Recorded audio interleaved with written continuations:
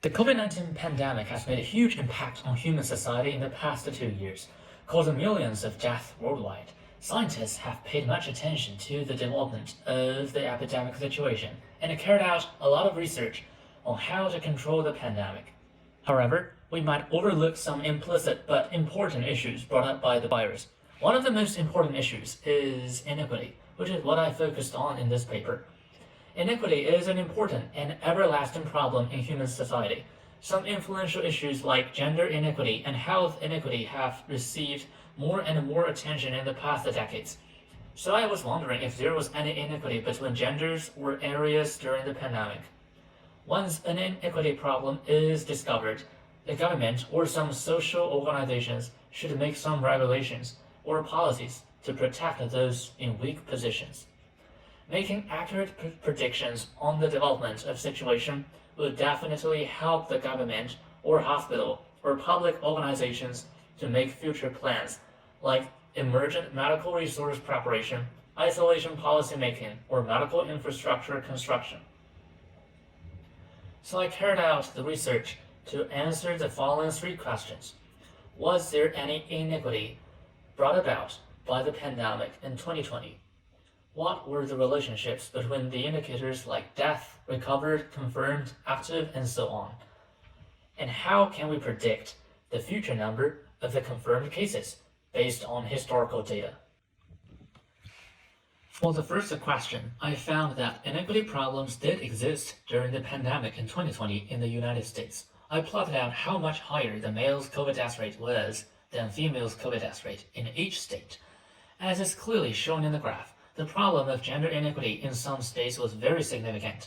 Men had a higher COVID death rate than women nationwide in America. In some states like Nevada and Hawaii, men's death rate was even 70% higher than women's death rate, which means that most men in these states suffered a much higher death rate than women just because they were born there as male.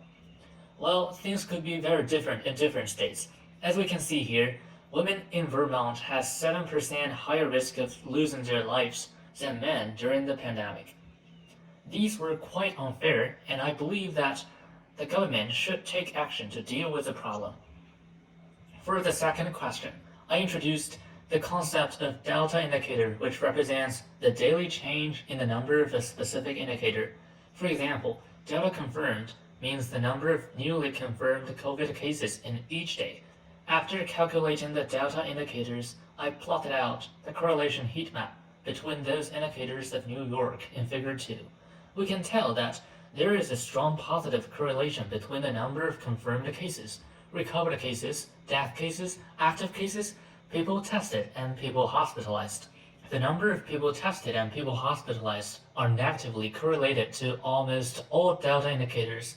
This means that COVID-19 tests and hospitalization can have some good effects on controlling the pandemic in New York. And what I found in this section can also be used for the modeling problem I'm going to discuss. I used the New York's data here because New York has the least missing data among all states, and I also built my prediction model on New York's dataset. For the third question, I reformed the future prediction problem into a regression problem that models the relationships between delta confirmed and other non-delta indicators and history data. Note that I didn't use other delta indicators of a record like delta death or delta active to predict delta confirmed, because we can't get future data in reality, so we cannot base our prediction on future data.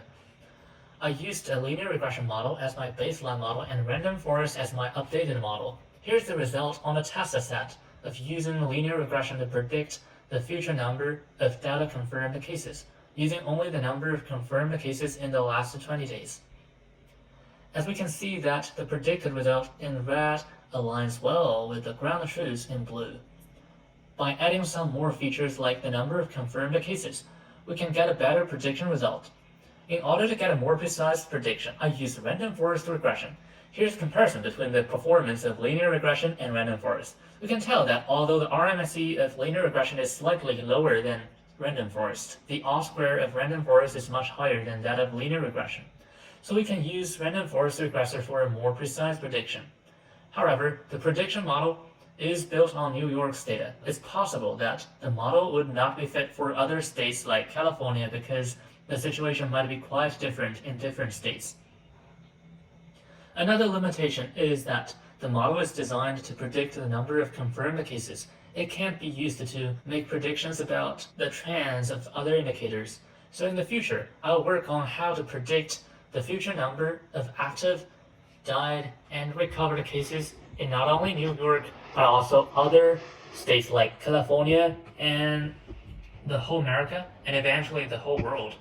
Probably, in order to help governments or social organizations to make more comprehensive plans, I'll explore the performance of other powerful machine learning models like neural networks, SVM, XGBoost to get more accurate predictions. That's all. Thank you for watching.